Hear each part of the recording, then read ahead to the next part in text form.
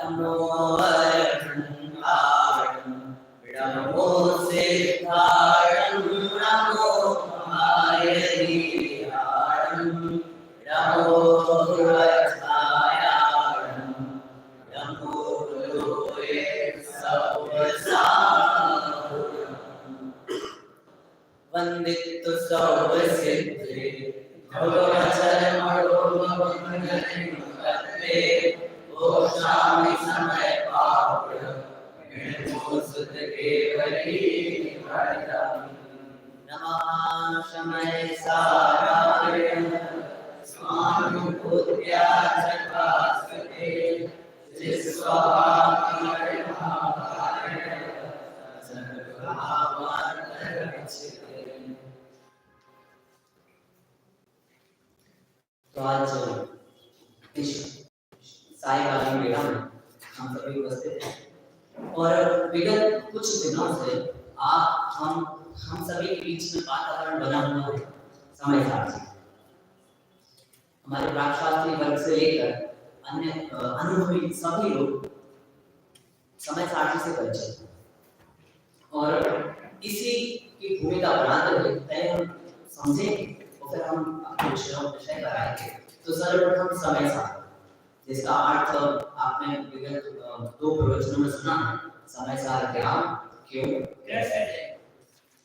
तो समय सार जिसके विभिन्न अर्थ होते हैं, जिनमें से एक अर्थ हमने ग्रहण किया शुद्धात्मा। समय सार जी आचार्य भगवत कलिकाल सर्वोत्तम ने आचार्य के द्वारा विरचित। इसमें कितने अधिकार हैं? 10 अधिकार। पहले अधिकार का नाम है पूर्व प्रवर्तन। सर्वप्रथम हम उनकी सामान्य वस्तुओं को समझेंगे, विषय वस्तुओं को, कि एक अधिकार में सामान्यतः किस चीज का वर्णन है, और उसके पश्चात हम चर्चा करने वाले निर्जला अधिकार का, तो उसका विषय मिलेंगे। तो सबसे पहले पूर्व अधिकार। आप सभी जानते होंगे, फिर भी आपको रिकॉल करा देता हूँ कि समय सार जी पर टीका लिखी आचार्य अमृत चंद्र देव, संस्कृत टीका। तो उन्होंने इसका जो रूपांतरण है नाट्य के रूप में। तो सबसे पहले नाटक में क्या होता है आप सभी जानते हैं, अगर आपने आज सुना होगा। तो नाटक में सबसे पहले होता है ट्रेलर, जैसे हम कहते हैं पूर्व।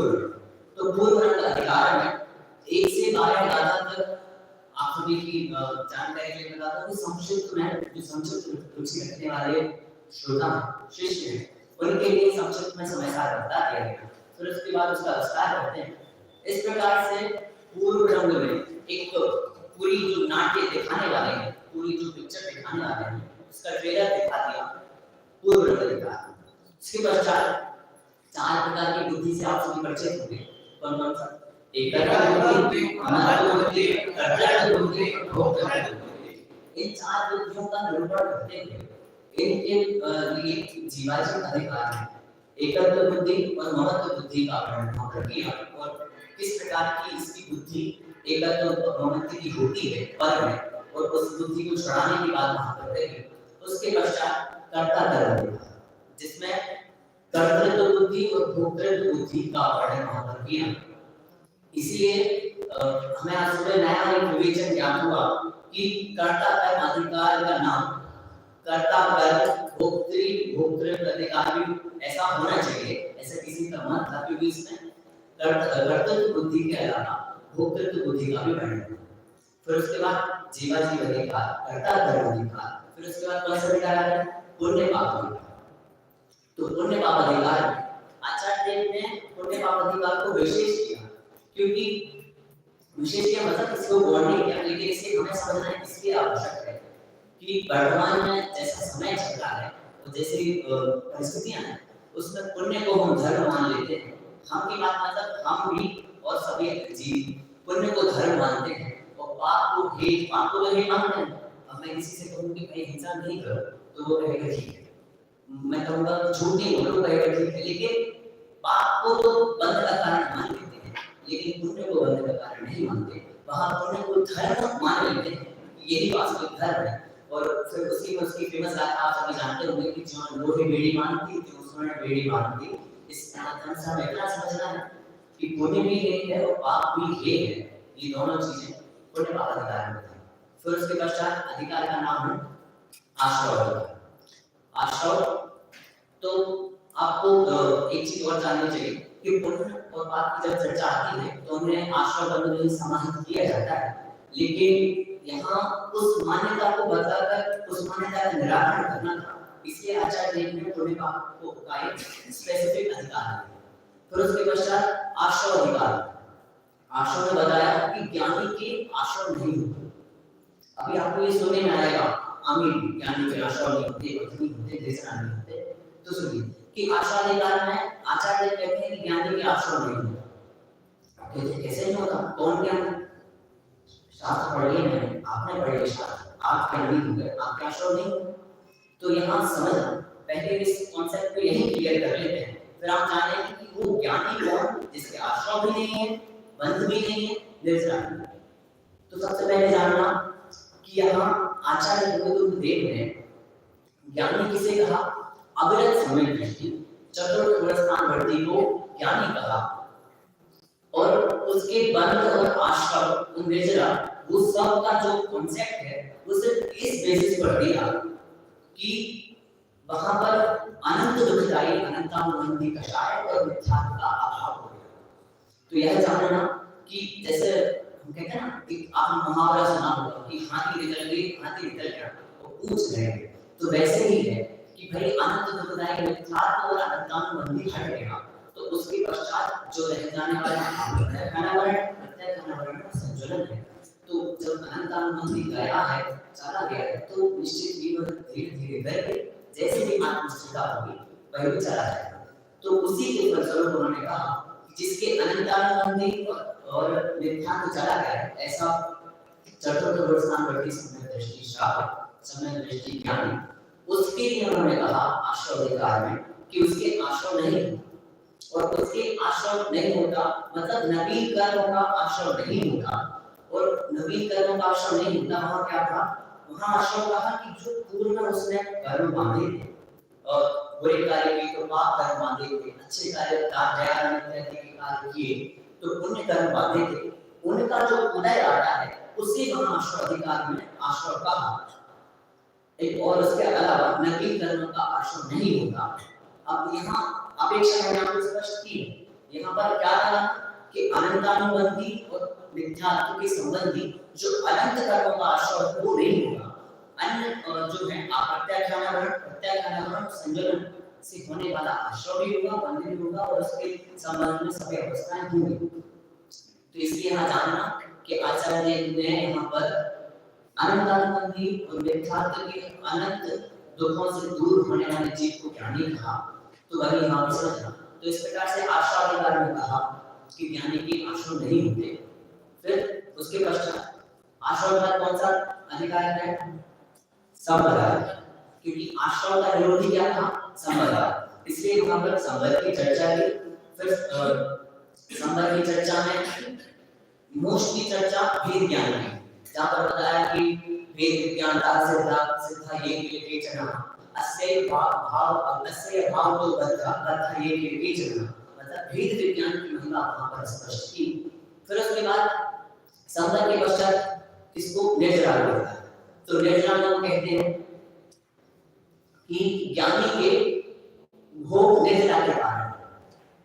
अभी इसको हम थोड़ा और करते हैं, हम आगे चलते हैं। निर्जरा अधिकारी में किसी चर्चा की उन्होंने बंध होंगे, और वहां पर बताया कि ज्ञानी को बंध नहीं होता। उसके संबंध में भी यही विवक्षा स्पष्ट की कि नवीन कर्मों का बंध नहीं होता, वो भी अनंतानुबंधी और मिथ्यात्व संबंधी कर्म का बंध नहीं होता। और फिर उसके बाद मोक्ष अधिकार में मोक्ष की चर्चा की, और अंत में सर्व विशुद्ध ज्ञान अधिकार जिसे उपसंहार स्वरूप बताया गया। तो कल के प्रवचन में हमने ये जाना था कि उसमें भी कर्ता कर्म अधिकार की थोड़ी चर्चा की गई है, और सर्व विशुद्ध ज्ञान अधिकार में इस प्रकार से ये 10 अधिकारों में समय सार उनकी विषय वस्तु आई है। इसमें से हमें अपनी चर्चा करनी है निर्जरा अधिकार। तो सर्वप्रथम निर्जरा, जैसा कि हम जानते हैं 7 तत्व होते हैं, जीव, अजीव, आश्रय, बंध, संबंध, निर्जरा, मोक्ष। तो निर्जरा जब भी सुनते हैं तो सबसे पहले हमारे मन में वो निर्जरा तत्व याद आता है, और फिर हम याद करते हैं सरल से उदाहरण 7 तत्वों को समझने के लिए। कि छैडालाकार ने उसमें लिखा है छैडाला जी ने कि एक नाव होती है, उसे चलाने वाला जीव, नाव हो गया, नाव हो गई नदी, फिर उसमें कहीं से छेद होने पर बहुत सारा पानी आ गया, वो आश्रम हो गया, फिर आश्रम हो गया और वो पानी आके भरने लगा। फिर हमने कहीं ढूंढा भाई कुछ भी मिला हमको, फिर हमने कुछ कपड़ा या कुछ भी फंसा दिया जिससे वो पानी आना बंद हो गया, तो संभल। फिर उसके बाद हमने हाथ से या किसी बर्तन से उस पानी को निकाला, वो हो गया क्या निर्जला, और फिर अंत में वो पानी पूरा निकल गया, हम बच गए, वो मोक्ष। तो यहाँ हमें समझना है निर्जला। यहाँ उदाहरण में तो कहा कि वो पानी को हाथ से साइड कर दिया, बर्तन से साइड करके निकाल लिया, धीरे धीरे धीरे करके निकाल दिया, तो वो क्या है निर्जला। हम जब परिभाषा देखते हैं तो कहते हैं कि कर्मों का खेद जाना, शुद्धि का अंश प्रकट होना, वो है निर्जला। आचार्य देव कहते हैं ग्रंथ श्री तत्वार्थ अपना मोक्ष शास्त्री जी में कहते हैं कि तपसा निर्जला, तप से निर्जला होती है। लेकिन जब हम आचार्य बुद्ध देव की विवक्षा जानेंगे तो आप सभी कहेंगे कि अरे ये क्या बता रहे हैं, जहाँ पे सबने निर्जला अलग अलग प्रकार से बताया कि तप से निर्जला होती है, शुद्धि की वृद्धि निर्जला होती है, कर्मों का जहर जाना निर्जला होती है, तो आचार्य क्या कहते हैं। तो निर्जला का स्वरूप बताया, तो सबसे पहले आपको सभी को एक ही चीज पता होगी भाई कि निर्जला अधिकार की चर्चा कर रहे हैं, तो निर्जला अधिकार में निर्जला की चर्चा यही से प्रारंभ हुई। लेकिन आप जानकारी के बताऊं कि निर्जला की चर्चा इसके पूर्व भी आ चुकी है। हम सभी अभी प्रवचन में सुन रहे हैं कर्ता कर्म, आप सभी ने कर्ता कर्म का प्रवचन भी सुन रहे हैं सुबह, तो उसमें एक चीज जानना आवश्यक है, उसमें भी निर्जला की बात आई है। हम सबसे पहले देखते हैं वो बात कहां पर है। तो कर्ता कर्म अधिकार की प्रश्न नंबर 66 में भी निर्जला के बात आई है, तो सर्वप्रथम हम उस कलश का पाठ करेंगे।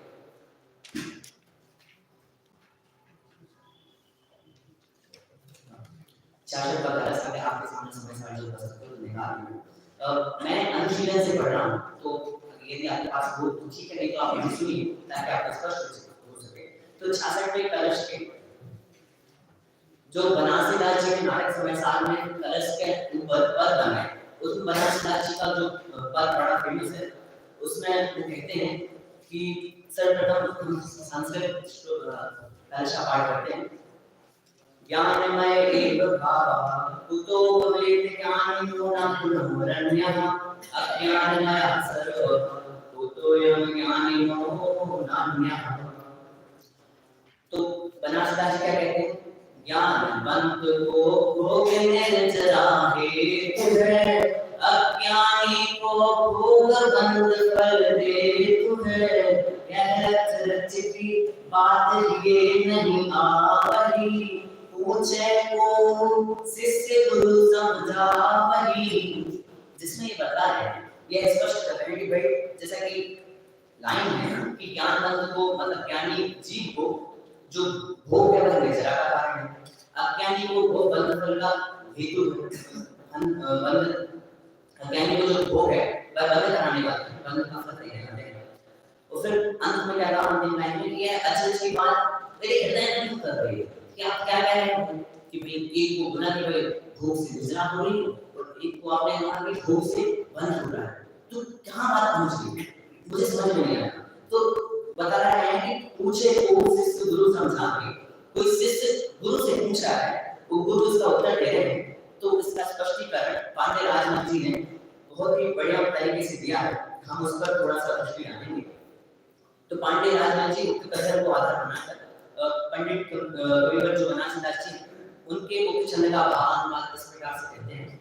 वो कहते हैं दयादान पूजा दिक विषय कषाया दिक दो कर्म बंध तो को एक ज्ञानी मूढ़ कर्म करत दिसे एक सिर परिणाम वेद न्यारो न्यारो फल देतु ओ ज्ञानवंत करनि करत उदासीन रूप अमदान है ताते निर्जरा हेतु है, वही कर तुति मूढ़ करई मगन रूप अंध भयो ममता बंध फल हेतु है।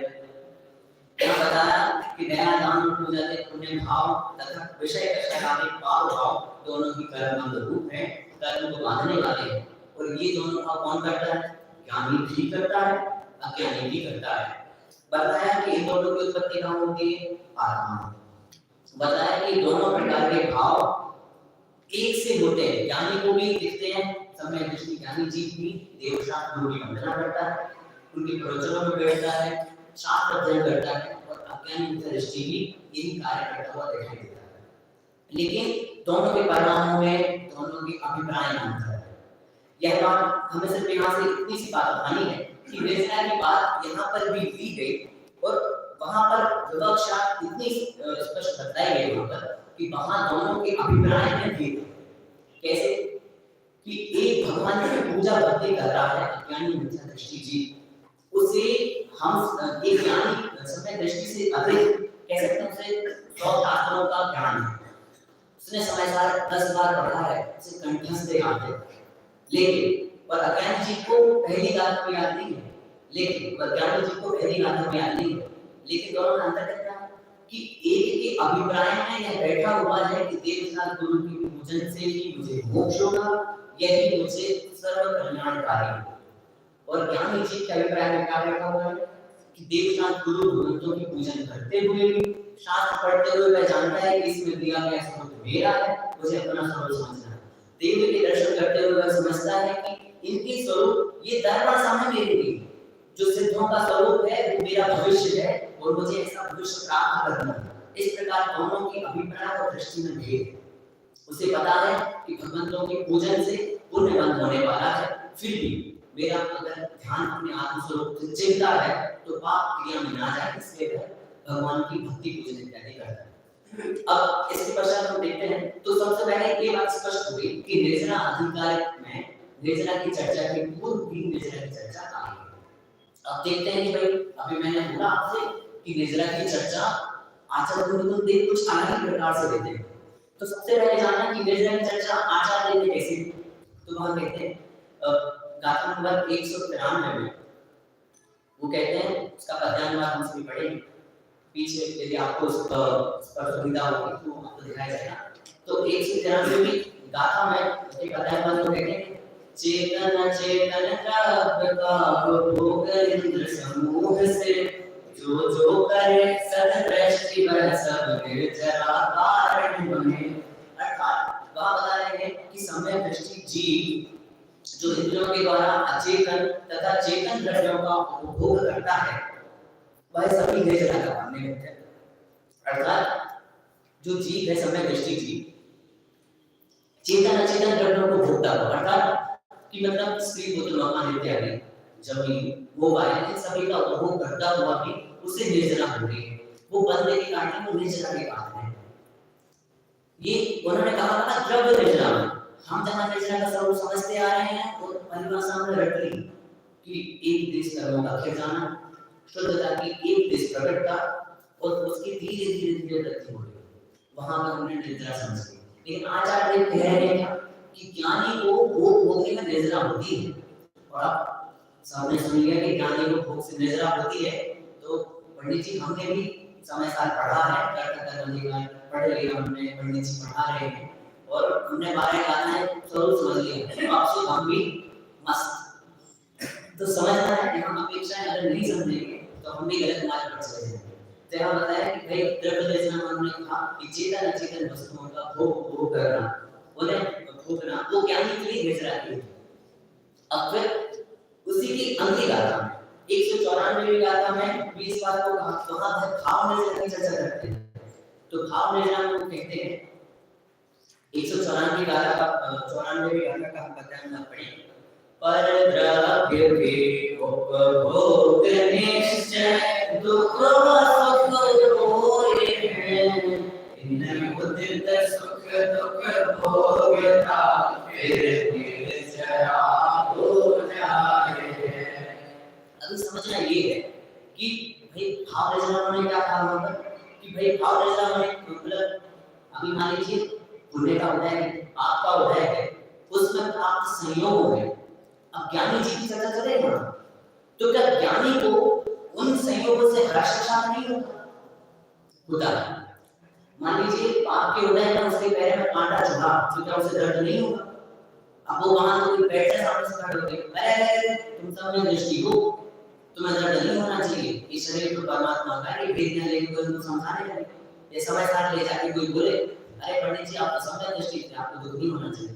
तो वहां पर कहा कि अनंतानुबंधी नष्ट हो गई है, राग का पूर्ण अभाव नहीं है, वीतराग नहीं हो गया भाई, उसके भी राग है, प्रत्याख्यान प्रत्याख्यान संयोजन संबंधी उसका राग है, उसकी अवस्था में उतनी निर्मल नहीं हुई है, सिर्फ अनंतानुबंधी का नाश हुआ, अशुद्धता पूरी नहीं चली गई, वह कषायों की विषय कषायों की अशुद्धता पूरी नहीं हुई है। वहां पर समझना कि उसको अभी भी उन संयोगों से राग द्वेष है, लेकिन उन संयोगों में होने वाले राग से उसको राग नहीं है, वह पुण्य के फल में प्राप्त भोग सामग्री को भोगता है, लेकिन उसको ज्ञान है कि इसमें होने वाला मेरा राग भी मेरा नहीं है, इसमें होने वाला मेरा राग भी मेरे को दुख का कारण है, इस प्रकार की उसकी सम्यक दृष्टि है, उसको सच्चा ज्ञान है। भोजन करते हुए भी यदि चक्कर भोग मिलता है, उससे उसमें खुशी होती है, हर्ष होता है, तब भी वह अपने अभिप्राय में बैठाए हुए है कि उस भोजन के स्वाद में मिलने वाला हर्ष, उस भोजन के कड़वे स्वाद में मिलने वाला मुझे विषाद या दुख, वह मेरे लिए दुख का कारण है, बंध का कारण है। तो इस प्रकार से उसका अभिप्राय पहले से स्पष्ट है। अब इसी संबंध में थोड़ा और हम जानेंगे, तो जो यहाँ बात बदला है, तो सबसे पहले तो जहाँ आचार्य देव ने भोग को भोगना निर्जरा का हेतु कहा, वहां सबसे पहले तो भोग की थोड़ी हम समझ लेते हैं कि भाई हम भोग को क्या समझते हैं। तो सबसे पहले भोग को तो जहर कहा, हम सभी आप सभी ने पढ़ा होगा, इंद्रिय के भोग मधुर सम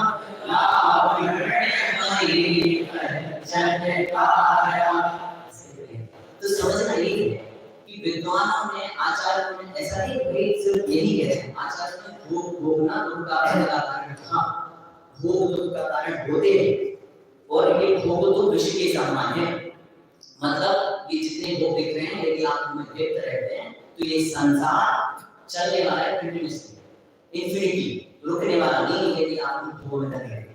और किसी ने क्या को पंक्ति कही है कि भोग बढ़े हम रोग बढ़े, भोग बढ़े हम रोग बढ़ा है, बैरी है जन जीव के, मतलब ये जो सभी भोग दिख रहे हैं, ये जितने भोग बढ़ते जाने वाले हैं, ये संसार बढ़ाने वाले हैं।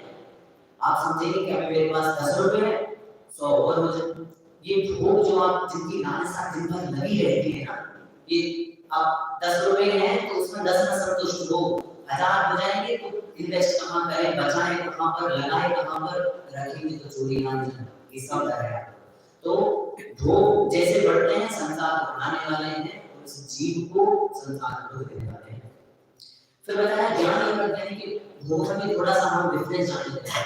तो ज्ञानी और अज्ञानी के अभिप्राय को हमने समझ लिया, अभी इसे एक छोटे से उदाहरण के माध्यम से समझते हैं। तो गुरुदेव श्री की प्रवचन में शरावत जी का जब हम सभी ने प्रवचन सुने थे, तो उसमें एक फेमस उदाहरण आता है, पकड़ पकड़ का फर्क है। बिल्ली चूहे को पकड़ती है और बिल्ली किसको पकड़ती है, बच्चे को पकड़ती है। तो वही नामून है, वही पंजा है, वहां इस हाथ से चूहे को पकड़ा, इस हाथ से बिल्ली को पकड़ा, दोनों में फर्क क्या है कि जब उसने चूहे को पकड़ा तो वही हाथ है, वही नामून जकड़े हुए पकड़े हुए हैं, लेकिन किस दृष्टि से पकड़ा, खाने की दृष्टि से, अपनी भूख मिटाने की दृष्टि से उसको पकड़ा, और बैर भाव से दुश्मनी से पकड़ा, और यहाँ अपने बच्चे को पकड़ रही है, तो किस भाव से पकड़ा, बच्चे को पकड़ते हुए वही नामून है बड़े बड़े, लेकिन दृष्टि उसको छोड़ना है, वो दृष्टि ममता भाव की, बचाने की, वो बच्चा छोटा सा अज्ञान में है, कहीं सड़क पर ना चला जाए उससे बचाने की, रात होने वाली है भूखा ना हो, इस चीज से बचाने की, और उसको ममता भरी दृष्टि से पकड़ना। तो वैसे ज्ञानी जी भोगों को भोगता नहीं है, भुगतता है। कहते हैं कि जेल की सजा किसको पसंद है, किसी को नहीं, जेल की सजा किसको, कोई भोगता नहीं है, भुगतता है। भाई अगर आप आज निकाल दो तो मैं आज चला दूंगा, वैसे ही ये सम्यक दृष्टि जी पूर्व में पुण्य आप कर्म किए थे तो वो कर्म अभी उदय में आकर चले जाएं, इसके लिए उन कर्म को भोगता है, भोगदारी।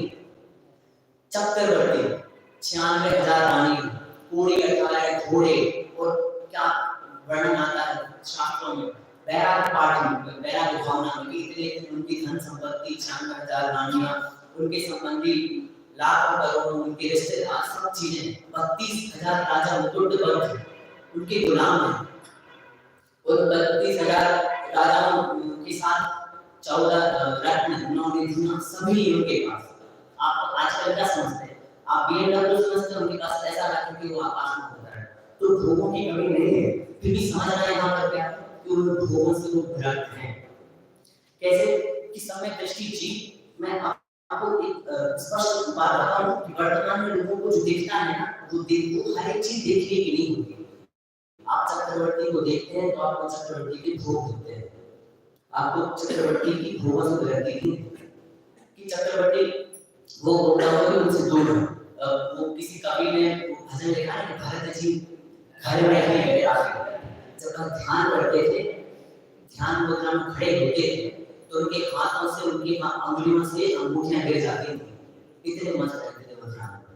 और चक्रवर्ती के बारे में 2 कहानियां आप सभी ने पढ़ी होंगी, अपना अभागा भरत और उच्छिष्ट भोगी। उन कहानियों में भी आप भोगों को ढूंढते हैं, और दादा ने वहां जो स्पष्टीकरण दिया, वहां कहते हैं कि भरत चक्रवर्ती 66,000 वर्ष में अपना वो जीत कर दिग्विजय को करके और वापस जब आए तो माता ने तिलक किया, बड़े हर्षोल्लास से वह उसका स्वागत कर रही थी, और माता ने कहा अहो मेरा सौभाग्यशाली भरत। तो वहां भरत कहते हैं माते मैं सौभाग्यशाली नहीं, मैं तो दुर्भाग्यशाली। क्यों? तूने तो 6 खंडे जीत ली, क्यों दुर्भाग्यशाली? तो वहां कहते हैं कि ये 66,000 वर्ष मैंने युद्ध इत्यादि में बिता दिए, इससे भाग्यशाली तो मेरे भाई हैं जिन्होंने ये 66,000 वर्ष भगवान की विद्युत सुनी, नित्य प्रति भगवान के दर्शन किए, दिव्य ध्वनि के माध्यम से अपने स्वरूप को जाना, और मैं इन सब में पढ़ा था, मैं दुर्भाग्यशाली हूँ। और उसी में एक और छोटी सी कहानी आती है जिसे हम समझते हैं उच्छिष्ट भोगी कि भरत चक्रवर्ती ने 6 खंडों पर विजय प्राप्त कर ली, और वो पहुंचे कहाँ? अपना नाम दर्ज कराने वृषभाचल पर्वत। तो वहां पहुंचे और वहां देखा कि भाई मैं अपना नाम लेके आया हूँ, मैं 6 खंडों का अधिपति भरत चक्रवर्ती, लेकिन क्या देखता हूँ यहाँ पर हजारों नाम पहले से लिखे हुए हैं। तो वो सब देखकर उनका हृदय परिवर्तित हो गया। अब चक्रवर्ती का नाम सभी जानते हैं, उन्होंने एक नाम मिटाया होगा, स्वयं का नाम लिख दिया होगा, और मतलब दूसरे के नाम मिटाकर खुद का नाम लिख कर आए। तो वहां हम कहते हैं कि ये भोग अनंतवाद भोगी, ये भोग कब छूटेंगे? भोगों से उच्छिष्ट भोगी उन्होंने अपने आप वहां पर दादा ने उसको उनको नाम दिया। और इसी प्रकार की एक छोटी सी पंक्ति आती है कि जिनको अनंतों बार भोग भोग कर छोड़ा है, वे ही भोग नहीं नवीन है चित्त धर्मुड़ा। अज्ञान वश उच्छिष्ट भोगी अब नाम दूंगा, नर भगो बिना है मैं अपूर्व कार्य करूंगा, है मेरा निश्चय ऐसा निश्चय।